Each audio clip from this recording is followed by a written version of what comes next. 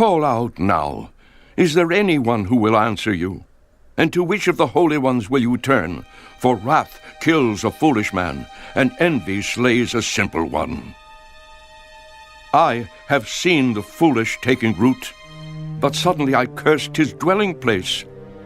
His sons are far from safety. They are crushed in the gate, and there is no deliverer. Because the hungry eat up his harvest, taking it even from the thorns, and a snare snatches their substance.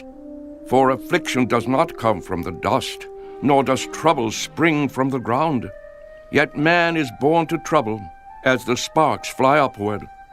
But as for me, I would seek God, and to God I would commit my cause, who does great things and unsearchable, marvelous things without number. He gives rain on the earth and sends waters on the fields. He sets on high those who are lowly, and those who mourn are lifted to safety. He frustrates the devices of the crafty so that their hands cannot carry out their plans. He catches the wise in their own craftiness, and the counsel of the cunning comes quickly upon them. They meet with darkness in the daytime, and grope at noontime as in the night. But he saves the needy from the sword, from the mouth of the mighty and from their hand. So the poor have hope, and injustice shuts her mouth. Behold, happy is the man whom God corrects. Therefore do not despise the chastening of the Almighty.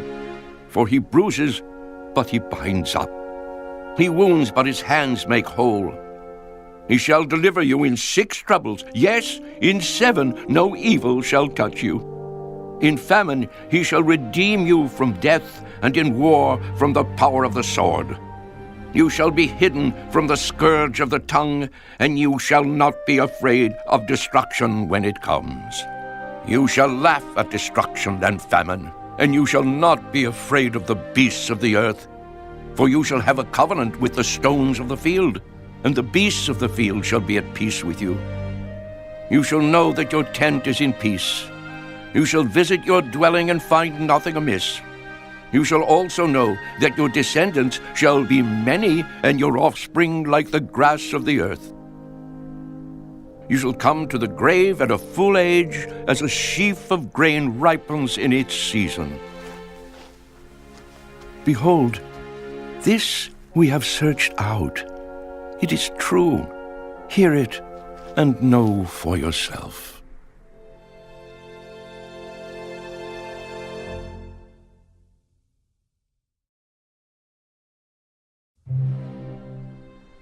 Then Job answered, Oh, that my grief were fully weighed, and my calamity laid with it on the scales. For then it would be heavier than the sand of the sea. Therefore my words have been rash, for the arrows of the Almighty are within me. My spirit drinks in their poison. The terrors of God are arrayed against me. Does the wild donkey bray when it has grass, or does the ox low over its fodder? Can flavorless food be eaten without salt? Or is there any taste in the white of an egg? My soul refuses to touch them. They are as loathsome food to me. Oh, that I might have my request, that God would grant me the thing that I long for, that it would please God to crush me, that he would loose his hand and cut me off. Then I would still have comfort, though in anguish I would exult. He will not spare, for I have not concealed the words of the Holy One. What strength do I have that I should hope? And what is my end that I should prolong my life? Is my strength the strength of stones? Or is my flesh bronze? Is my help not within me? And is success driven from me?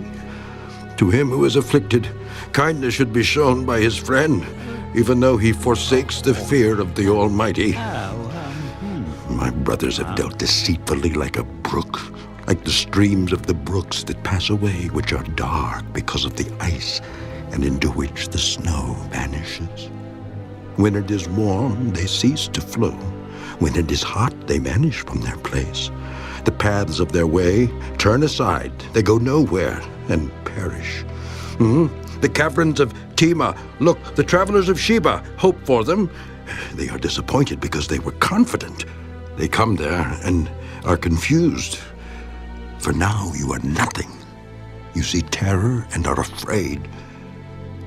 Did I ever say, bring something to me? Or offer a bribe for me from your wealth? Or deliver me from the enemy's hand? Or redeem me from the hand of oppressors? Teach me, and I will hold my tongue. Cause me to understand wherein I have erred. How forceful are right words. But what does your arguing prove? Do you intend to rebuke my words? And the speeches of a desperate one, which are as wind? Yes, you overwhelm the fatherless and you undermine your friend. Now, therefore, be pleased to look at me, for I would never lie to your face. Yield now. Let there be no injustice. Yes, concede. My righteousness still stands. Is there injustice on my tongue? Cannot my taste discern the unsavory?